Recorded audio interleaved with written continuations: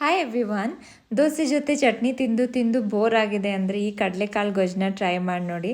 ಅದಕ್ಕೆ ನಾನು ಒಂದು ಕುಕ್ಕರ್ಗೆ ಎಣ್ಣೆ ಹಾಕ್ಕೊಂಡು ಈರುಳ್ಳಿ ಹುರಿದ್ಬಿಟ್ಟು ನೆನೆಸಿರೋ ಕಡಲೆಕಾಳು ಹಾಕ್ಕೊಂಡು ಅರಿಶಿನ ಹಾಕ್ಕೊಂಡು ಹುರ್ಕೊಂಡೆ. ಹಾಗೆ ಮಸಾಲೆಗೆ ಕಾಯಿ, ಈರುಳ್ಳಿ, ಬೆಳ್ಳುಳ್ಳಿ, ಶುಂಠಿ, ಟೊಮ್ಯಾಟೊ, ಪುದೀನ, ಕೊತ್ತಂಬರಿ, ಗರಂ ಮಸಾಲೆ ಹಾಕ್ಕೊಂಡು ಪೇಸ್ಟ್ ಮಾಡಿಕೊಂಡೆ. ಹಾಗೆ ಕಡಲೆಕಾಳಿಗೆ ಧನಿಯಾ ಪುಡಿ, ಖಾರದ ಪುಡಿ ಮತ್ತು ಉಪ್ಪು ಹಾಕ್ಕೊಂಡು ಹುರ್ಕೊಂಡೆ.